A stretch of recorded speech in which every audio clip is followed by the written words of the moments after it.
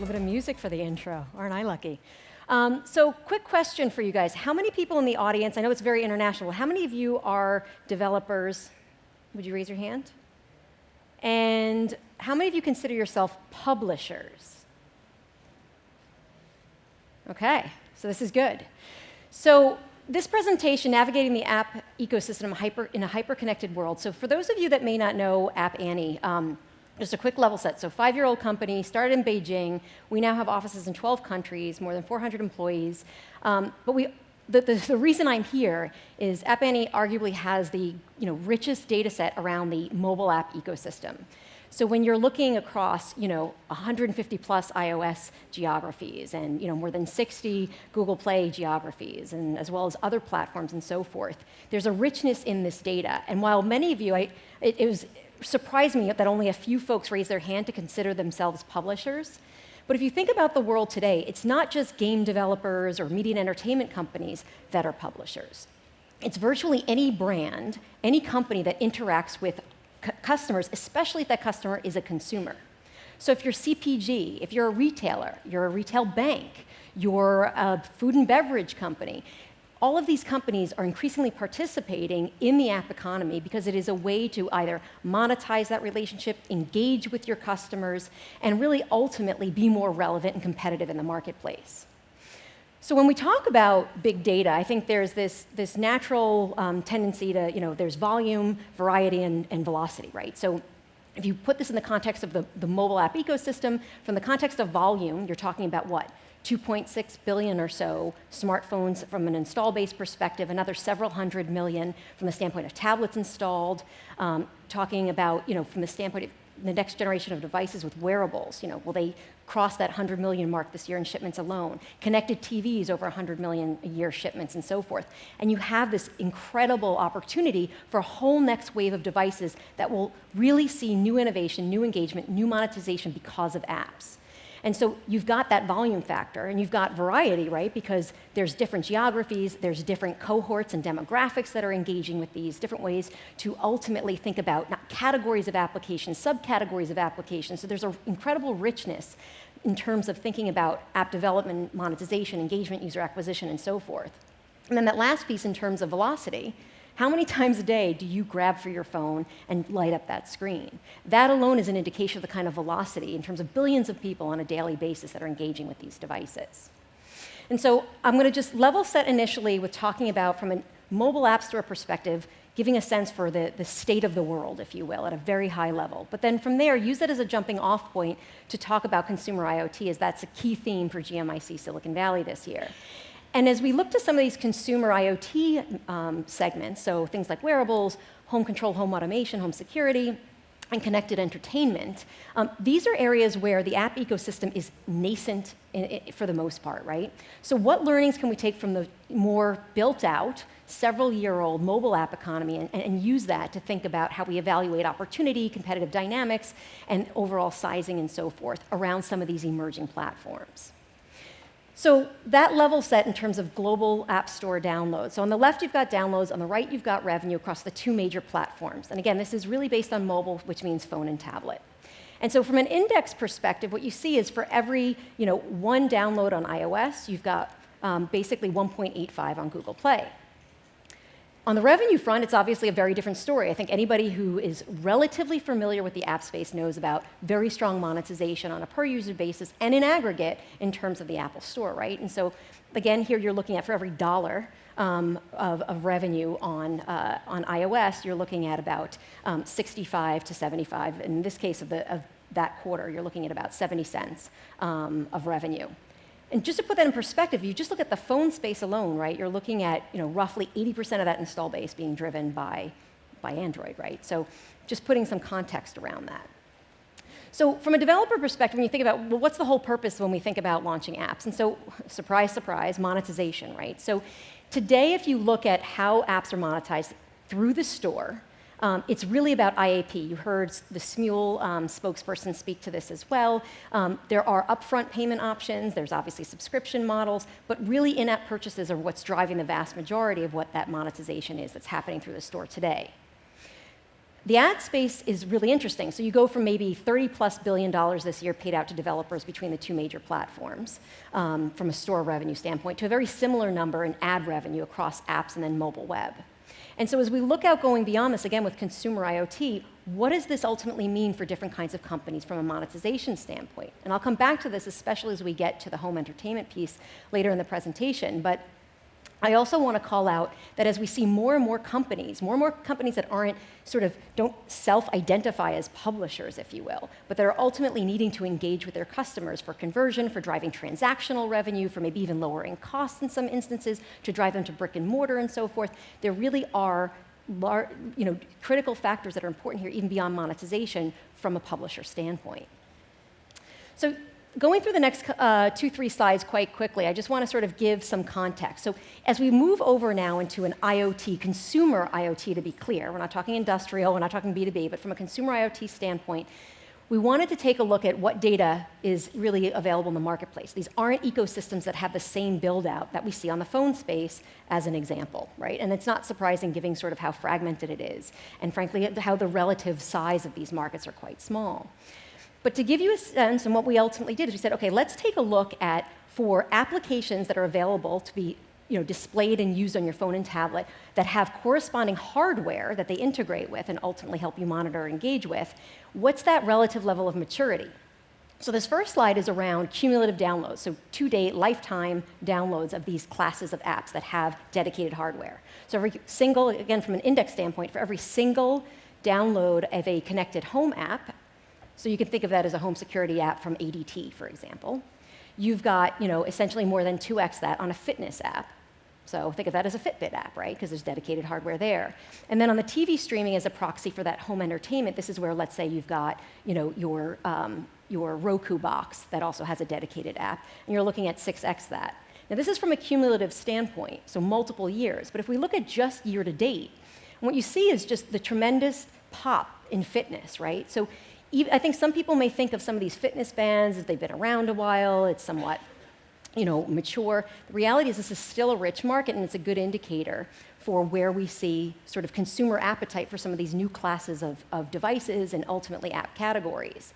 And from a year-over-year perspective, there's been growth across each of these 3 major segments, but clearly the strongest growth has been around fitness. And again, this is a US snapshot, and we've got this data across tens of countries.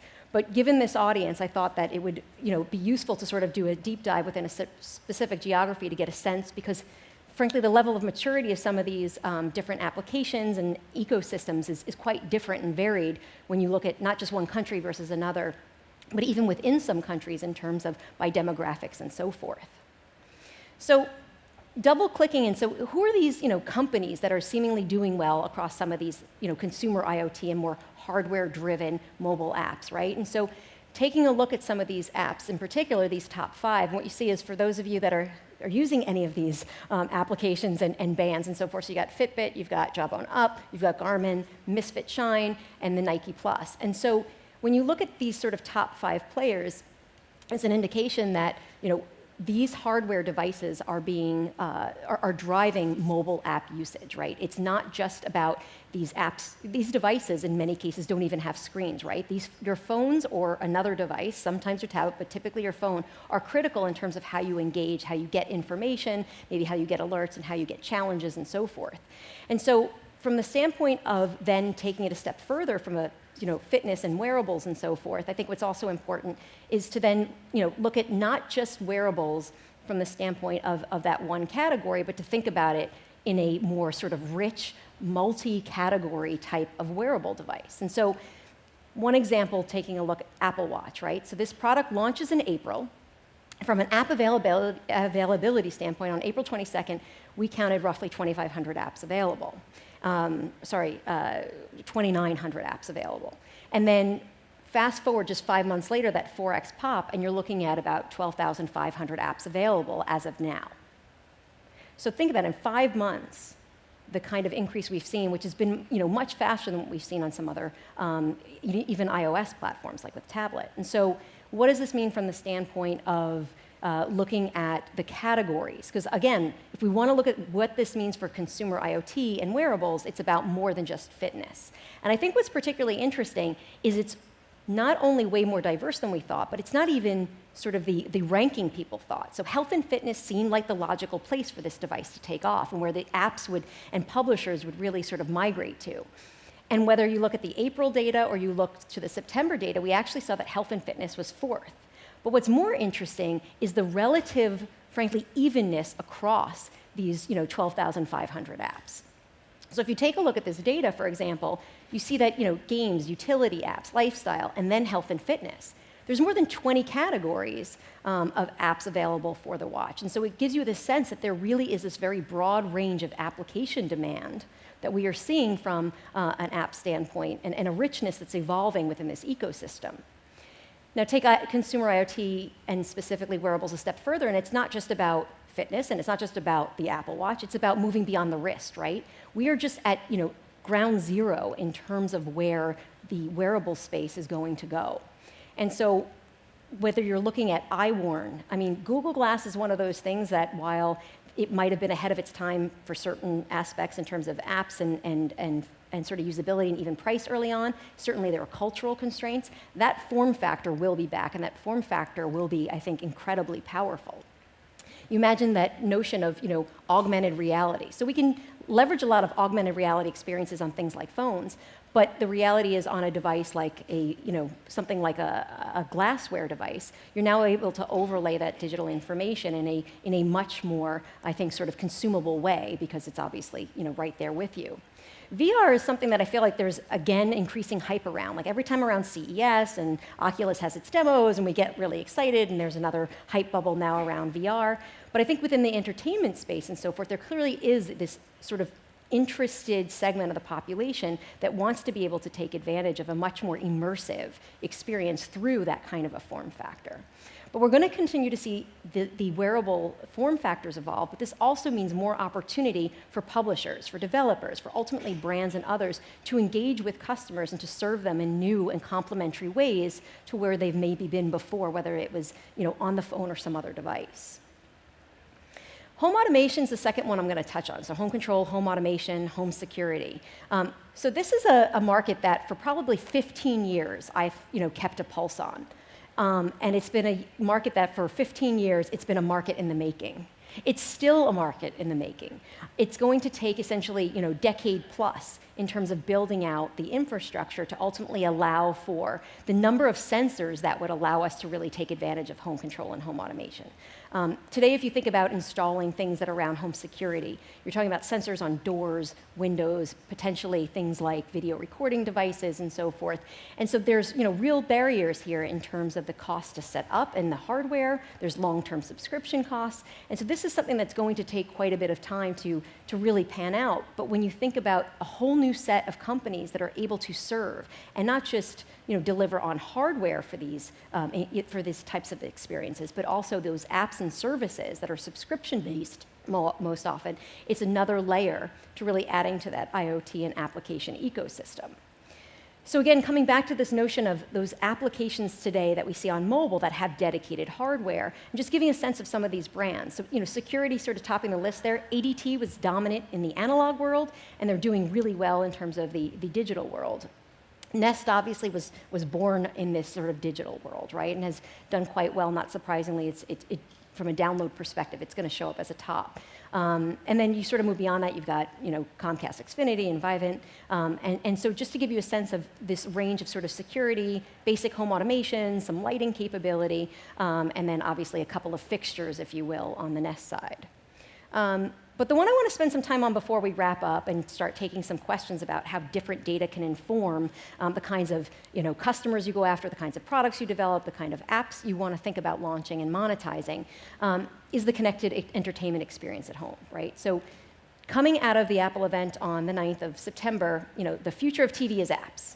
And for somebody who's living and breathing apps with my customers and with my colleagues, this obviously resonated very loudly for me, right? So if we think about the home entertainment experience today, networked entertainment compared to other aspects of some of these non-mobile IoT, these other connected endpoints, is in some ways more mature. If you look at game consoles, for example, Xbox, Microsoft gets credit for really being there first with delivering non-game experiences through the console and into the home.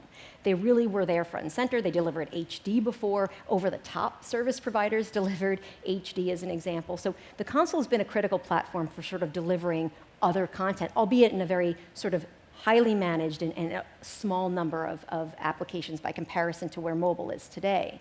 But then you have connected TVs that have started to ship over the last, half a dozen years. Even Blu-ray players, when they came out, a key sort of value proposition was also the connected experiences to music services, to over-the-top video services, and then, of course, in the last few years, with these media adapters or set-top boxes that allow for other types of entertainment applications to come, directly into your living room and serve your television. And the reality is that, the over-the-top service providers have been, and hardware guys have been challenging the state of the TV industry for years. And when we start to think about the monetization aspect beyond mobile and the monetization of apps beyond some of these other categories like, wearables, which today, from a hardware standpoint, is still fitness-oriented, or home control and home automation, what makes, I think, the entertainment space particularly exciting is that there's proven billions, hundreds of billions of dollars, in major markets alone for these kinds of experiences. So pay TV in the US, right? You're looking at, more than a $90 billion a year subscription business, not including the OTT piece, right?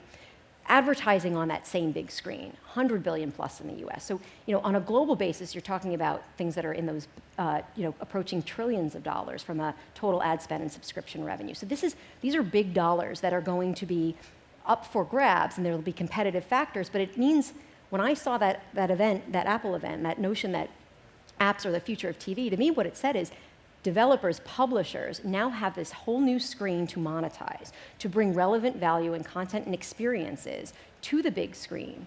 And it's on a screen that's proven where people have a willingness to spend money.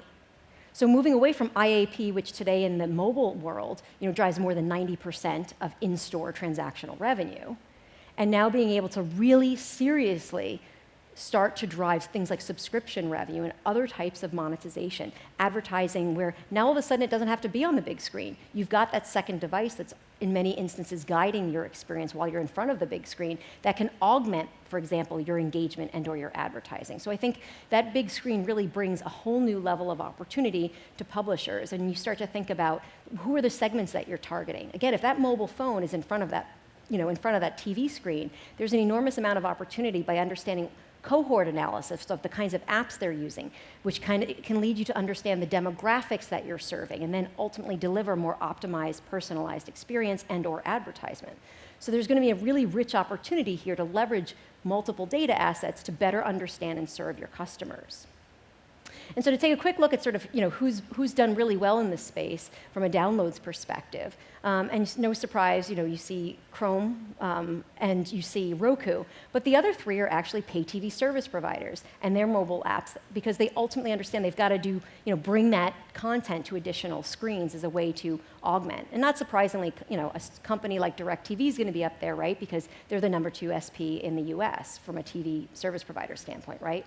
Surprisingly, Comcast not there from a download perspective in the top 5, even though they're the largest pay TV service provider in the country. So some interesting dynamics here, and I think it's to some extent an indication of the kind of subscribers each one has when they got there first, and how they're ultimately updating and helping to get their apps featured and evangelized. So last week we released a report on video streaming across 3 major geographies. And this is, again, a mobile-specific view. So it's about app downloads and app revenue by these 3 countries for Google Play and iOS. And again, to be fair, Google Play is not in China, right? So this doesn't include the Android app stores in China, and yet you can see the growth that we're seeing in China even without Google Play, right? But what you're looking at here, I think, to me, is a really telling sign of just the overall demand and hunger that consumers have for not just entertainment, but specifically for video. And so this ability to deliver, forget about DVRs and just time shifting and some level of customization of on-demand, but now being able to get to even more personalized on-demand experience based on where you are on whatever screen you're on. And this, to me, is an indication of where we're going in terms of another opportunity or indication of opportunity to bring these experiences and these applications to the big screen in our homes. So, what's ahead from here? I think despite a lot of hype around specifically sort of consumer IoT or whether it be wearables and so forth, the fact of the matter is that we're in early stages in a lot of these categories. And from a way to ultimately develop and deliver new experiences through applications to these platforms, we're really, this is the next wave of app innovation we're going to see over the next few years. And it's about even more than that, right? So you've got, the automotive space as we start to see more and more intelligence and applications built into the car.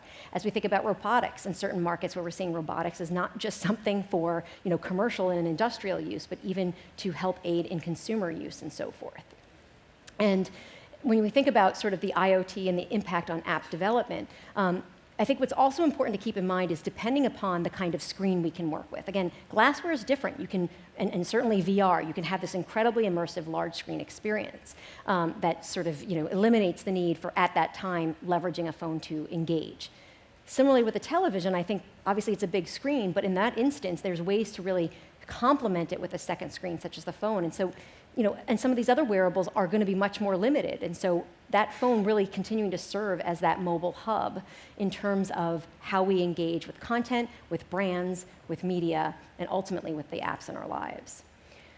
And when we think about monetization, I think what's really important is, the mobile construct we see today around in-app purchases is going to still dominate for the next several years. But these new platforms are opening up the door for new types of monetization, whether it's better targeted advertising, or whether it's a function of leveraging subscription revenue, or whether it's a function of also having more rewards and types of experiences depending upon the kind of publisher, like a retailer that is engaging with that customer. And so it's going to bring on a whole new wave of engagement and monetization, which I think will allow for a richness and a diversity well beyond what we see in mobile, which is obviously, by far the number one category. They're driving so much of the revenue as games, and I think we're going to start to see much more diversity across all these different platforms and applications.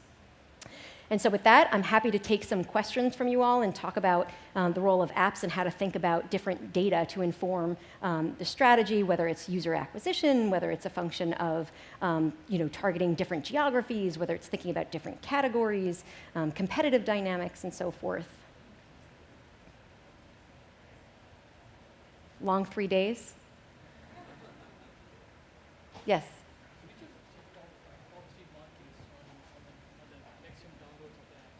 Can you speak up a little?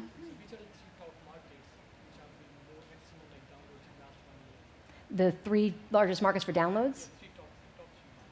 From the standpoint of top 3 markets, so China at the beginning of this year surpassed the US in terms of downloads. And then you've got very high download numbers in a couple other mature markets, not surprisingly, like Japan and UK. But obviously from a growth standpoint, you've got markets like Turkey, Mexico, Brazil that are seeing much higher growth rates, but obviously much smaller base of downloads.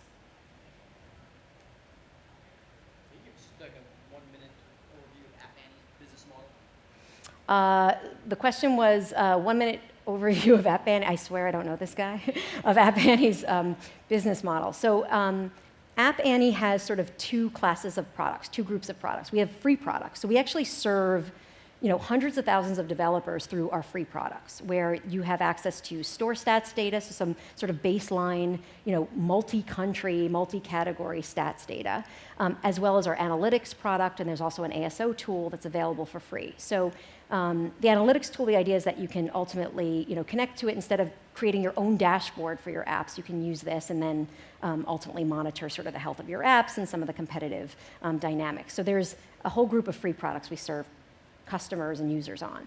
And then there's a base of paid products, which is obviously going to go into more specific detail on specific apps and publishers with absolute, with estimates as opposed to rankings on the free product. And so there's store intelligence, which is about data that is around downloads and revenue. There's audience, which is really about demographics and cohorts and so forth. And then there's usage intelligence, which gets into think about weekly average users or number of sessions or duration of sessions. And so you get into, or penetration of certain apps into certain populations. So you get into more of the, behavioral aspects of the app economy.